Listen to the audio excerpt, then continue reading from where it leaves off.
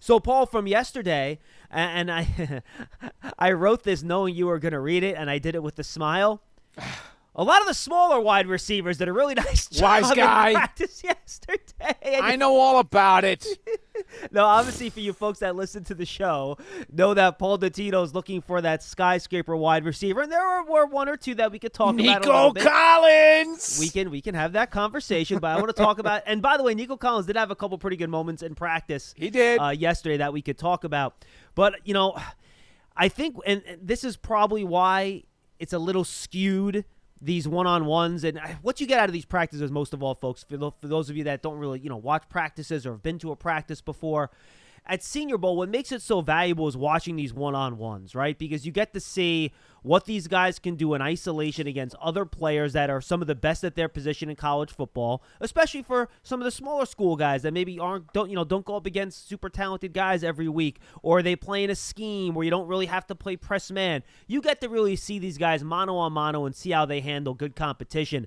And really, that's what you get out of these practices, Paul, to see how these guys operate, and you get a really good feel for their athleticism, talent, and skill, all those things together in just a few hours instead of having to watch a billion hours of tape, which all these guys have done anyway. But for the people that have other things to do or other jobs like we do over the course of the year, it's a nice shortcut to learn a lot about these guys in a short period of time. Well, it's another piece to the puzzle, that's for sure. I don't like to base a lot of what I see on this because I still want to watch game tape when I get a chance. You have to. You're right. Mm-hmm. The games are still the thing.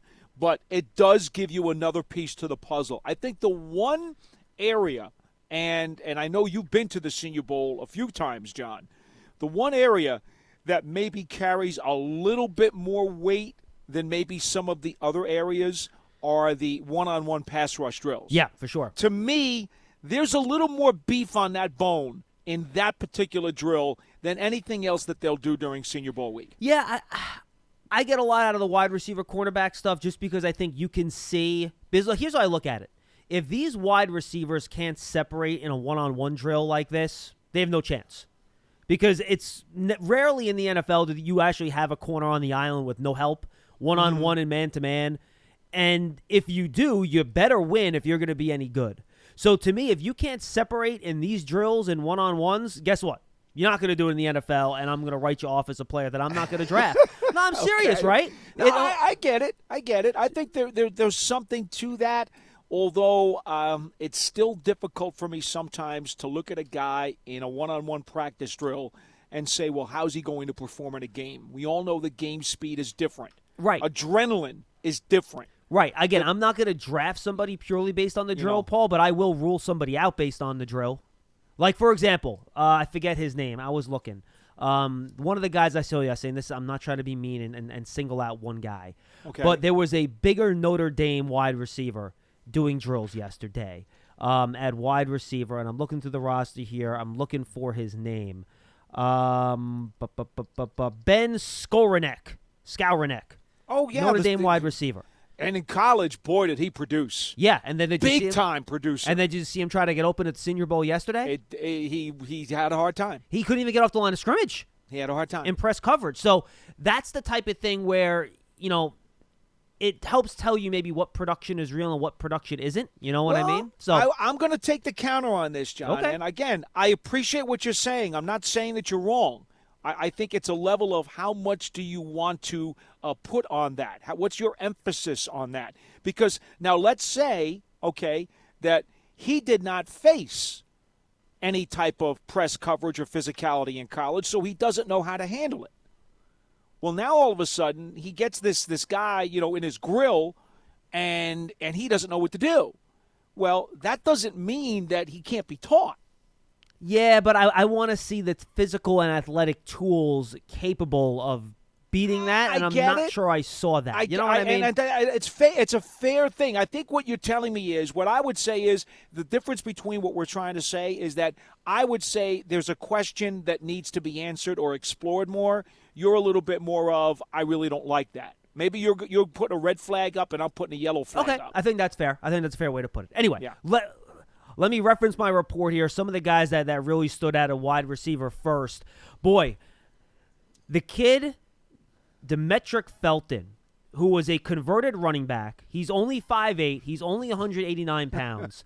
But, Paul, for a converted running back, there was no one that could cover this kid. He's at a UCLA. He was leaving guys in his wake. And you know how these NFL teams love these, versatile guys that can do a lot of different things? He seems like one of those, probably early day 3, 4th or 5th round picks where you put him in there, he can return punts for you, and he can do a bunch of different things on offense, maybe run some jet sweeps, run some screens, be a slot guy. Maybe he can develop into something more with some more seasoning. But he was the guy that really jumped out that these defensive backs had no chance to cover. 2 things about him. Number one, I agree with you, and I think that one of these young offensive geniuses that we hear about every weekend when we're watching NFL games would love to get their hands on this kid. Right. Because he just fits what they enjoy doing. Second thing, did you see the one route where he juked himself out of his own shoes? Yes, he did it, and he fell down. Yes, it was funny. It was absolutely funny. I mean, the DB had no chance, and then I think Felton broke his own ankles on the play. By the way, another guy that I really liked was Western Michigan's Dwayne Eskridge. Okay. He was getting open, I thought, a lot. 5'9", 188, another one of these slot guys, but he had quickness, he had speed. And the one thing I liked, and I think this is one of those things that's a little underrated sometimes, I should say, he just seems like a really smooth, natural athlete. There was a play where he kind of slipped and fell down coming out of one of his breaks, puts his hand down, regains his balance, stands back up, and a second later identifies the ball in the air and catches the pass. It just showed this kind of a higher wide receiver skill level in addition to his physical ability to get open, that I think sometimes, we talk about with Evan Ingram sometimes, right? It seems like the ball gets on him quick, and he has trouble reacting to it to make those types of catches. Right. I just thought it was a very impressive play that showed a higher level of wide receiver skill. Awareness, especially. Yes, correct. I would agree with that. But again, folks, that's another guy who's under 6 feet. In fact, I believe the listing was at 5'9". 5'9", 188 for him. Yep. So when John was advertising the Smurfs in the crew, he wasn't kidding. And I kept watching some of these guys, and I'm like, okay. Can we talk about Amari Rogers, 5'9", 210 out of Clemson? How about Shi Smith, 5'10", 186 out of South Carolina? What? He looked really good. He looked really good. He looked really good. But again, I'm like, he's a Smurf. Look, folks, I want to make something very clear. It's because of my prejudice in years and years and years of trying to get the Giants a skyscraper that I'm slanted in the way I'm looking at these receivers. I want you to understand that. John can look at them with more of a straight eye because he's just looking for receivers who look like they have skills. I'm looking at them with a little bit of a different eye because I'm specifically shopping for a skyscraper. So here's my question. Am I not going to allow you to or rather, are you unwilling now to host shows with Lance? Is that going to be part of your prejudice here? Are you suggesting that he's not a skyscraper? Yes, I am. Maybe his ego, but not his height. Oh, my goodness. Oh, boy. But here's the thing, and John, this is why, it's very difficult for me to go through the receivers this year because you're 1,000% correct in that if the Giants can find, a 5'10" or 5'11" guy who has great quicks, great explosion, and can take that slant pass and go 60 yards, much like what Beckham did for them several years ago. There's nothing wrong with getting a receiver like that on the team. In fact, to be frank with you, they need an explosive player. So I get that, and I would not, but believe you me, if they wind up with a Waddle or a Smith, I'm not going to cry about it. I'll totally say, Giants, you got yourself an explosive guy. You needed one. You filled the need. Great. My need, if I'm a GM, though, I need my skyscraper, and I just want your tolerance on this because it's something that I'm just going to have to live with. And I'm going to have fun with you about it for about 3 months, which is fine. Another small school guy I like, 2 other small school guys I like the wide receiver, Paul. Before we get to two of the bigger guys that did practice yesterday, Cade Johnson out of South Dakota State, 5'10", 186. I thought he was really good. Good route runner, got open in the short range, and he got deep and got over the top a couple times. Okay. And then at a UAB, Austin Watkins, I thought he was very impressive, and he's 6'1", 207. So he's not a tiny guy. He's not a skyscraper either. He's kind of like a medium well done, if you want to go look at that way. Yeah. Receiver. I thought he was able to get pretty good separation. So those are a couple of smaller guys that I liked. And then let me throw out a couple smaller school guys that I liked. And then the other guy I want to ask you about, Kadarius Toney out of Florida. I thought he made some really nice plays, and Yes. and I had not looked at his measurements when I was watching the tape, right? So watching the tape, I finished watching him, do his thing in practice, and I'm like, you know what? This could be Dottino's guy.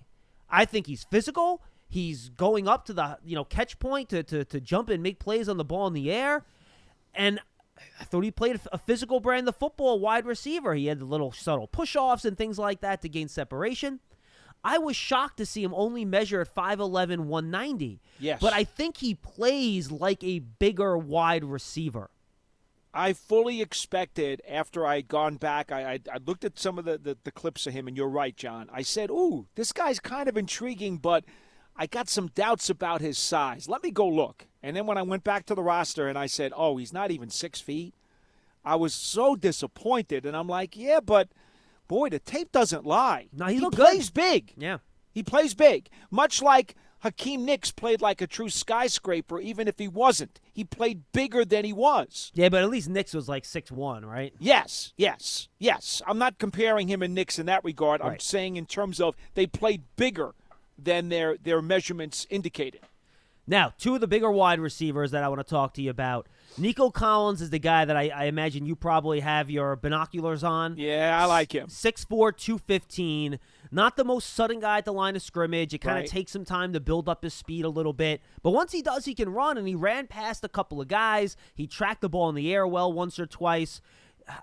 Obviously not going to – he's one of these guys that didn't play in 2020 for Michigan. But you go back to his 2019 tape, there's some good stuff there. I think he's probably a day 2 pick, Paul. I'm not sure if he's as high as 43. Is that what the Giants are picking? Right, they are 43. 43 in round 2. I'm not – maybe. He kind of reminds me a little bit of Denzel Mims last year, a little bit, watching him play. So I think he's an intriguing guy, but I'm not sure he's going to get into that top 50. And then you're going to be in Chase Claypool territory. Well, if you don't pick him there, is he going to last till your third round No, pick? he's not going to be there in the third round. So You're right.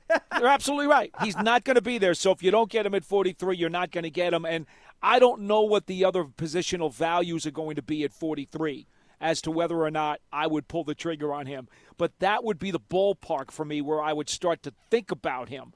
And I thought the other guy, too, Sage Surratt out of Wake Forest. he was the next guy on my list. Go ahead. Oh, see that? All right. And he also, has, he's not quite 6'3", but he was the other of the bigger guys who impressed me the most. And he had 2 of those contested catches. He did. Which I know you're excited about. The problem is Love that it. he really doesn't get a lot of separation. Not particularly. But as I always say, though, I tell people who say to me, well, what about, I say, wait a minute.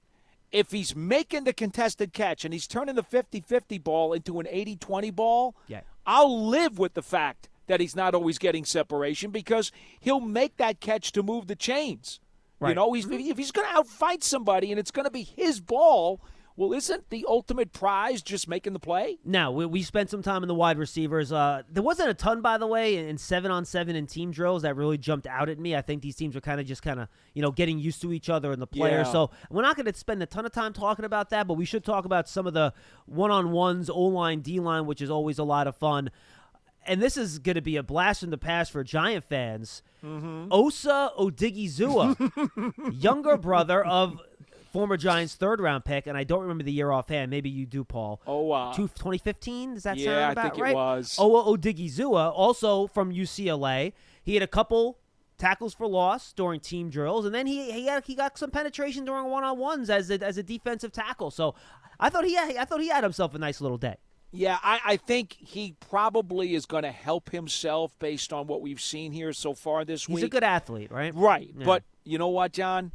Again, I think that's going to be a guy who's probably a day 2 pick.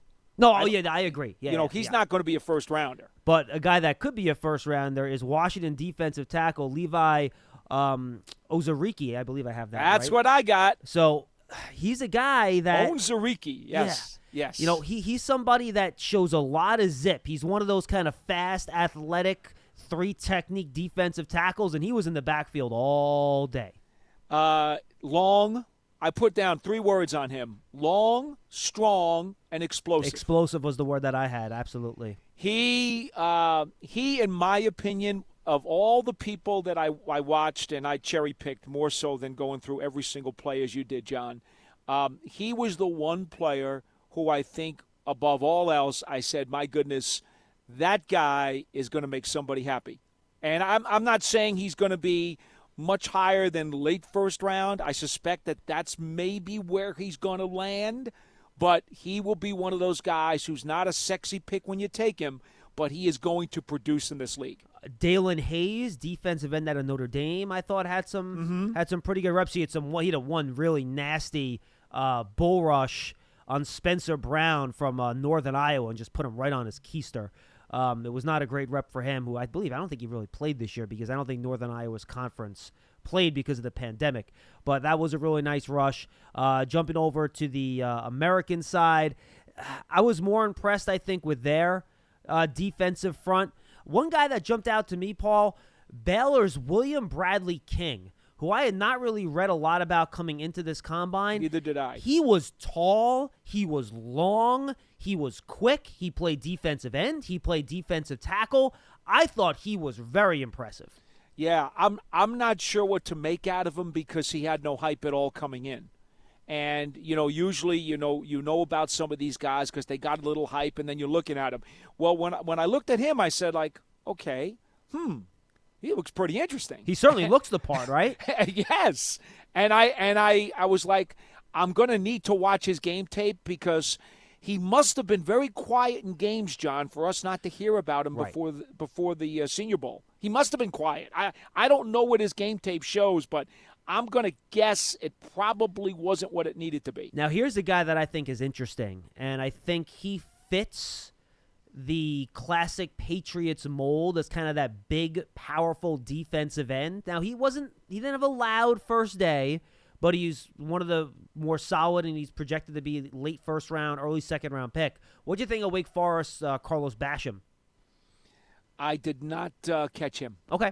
In my cherry pick, I did not catch him. When you have a chance today, he's a bigger defensive end. I'm not sure if I have his measurements in front of me right now. PFF, by the way, put up a really good article. I think it's free to the public, where they listed every single measurement from the combine in one thread, which is pretty handy. Paul, 6'3", 281 as a defensive end. So that's a guy that can maybe kind of be that Leonard Williams flex guy, right? Where he can play outside on certain plays, on third down. Maybe you put him in a defensive tackle and let him rush that way. So keep an eye on him. I thought he was interesting. Can I give you the Ogundeje out of Notre Dame? From Notre Dame. Yeah, I know. A lot of people liked him too. He looked like he had a wide array of moves, long wingspan, okay? And he was able to move, and he was able to make moves on the inside and on the outside. Now, he's only listed at 6'4", 256, so he's not the physical specimen that, you're talking about a moment ago with Basham.